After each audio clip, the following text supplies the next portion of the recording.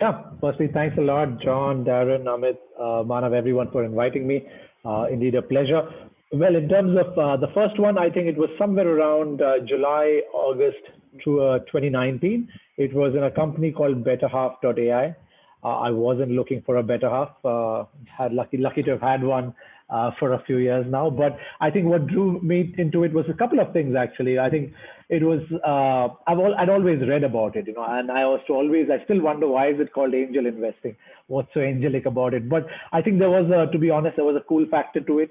It was also about 6 months post my own exit. So I had a bit of time and a bit of cash in hand because prior to that, for the previous decade, not that we had any money, but whatever little we had went back into our own business. Sure. And to be honest, a lot of this happened by chance. In fact, the founder, he found me on via LinkedIn and we got connected. And yeah, that's how it started. So it was with Better Half in July, August 2019.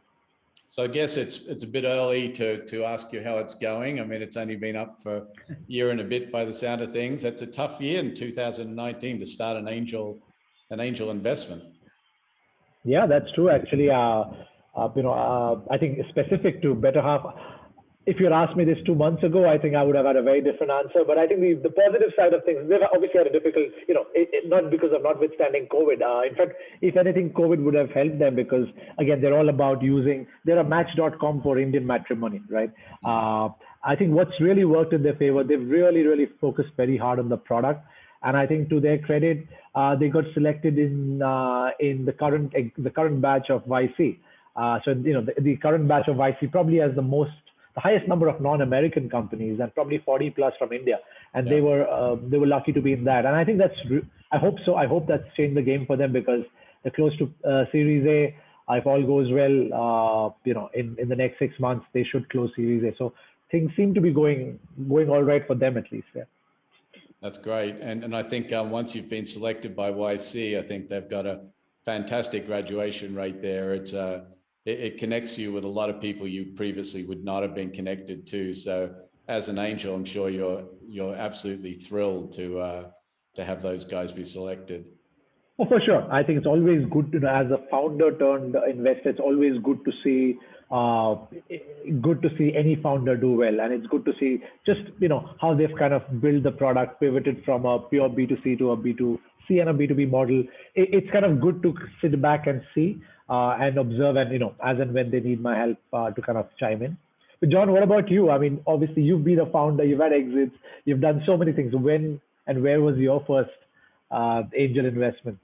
Well, going back some time, so for me, I've been pretty much running entrepreneurial venture-backed companies all my life. So it's hard to kind of think of the first time that I put money in a business that was completely not my own.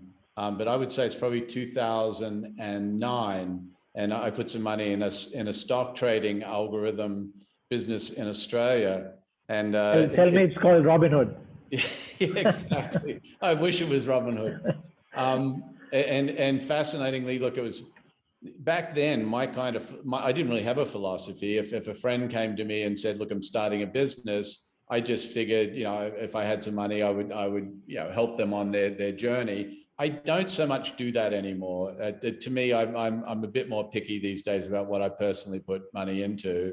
And I find just investing because someone's a friend is probably not the wisest of business choices. So these days I'm quite a bit more picky. But back then I put some money, just $50,000 into this company in Australia, and it had great technology, but it wasn't doing very well. And about 6 months in, I actually asked to speak if I could speak with one of the customers, and I spoke with one of the customers, and he was a surgeon.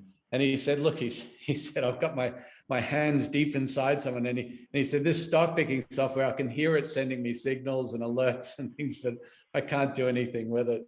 And he said, "I just don't have the time to basically be able to act on this stuff."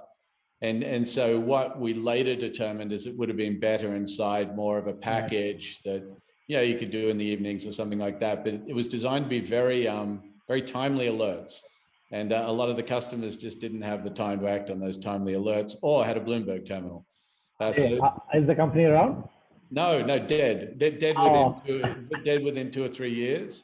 Ouch. And then my Okay. next angel investing was again a friend, but this has worked out much better. And that was a company called Thought River that I put a little bit of time and money into, and ended up owning 5% of the business as it started. And it's now just completed its Series A and heading towards a Series B with a fantastic bunch of VCs, including, Crane, Local Globe, a whole bunch of really good UK VCs. They actually moved from here to Cambridge, here being Singapore, to Cambridge, and continued on their journey, and they're doing just fantastic. So one good, one bad.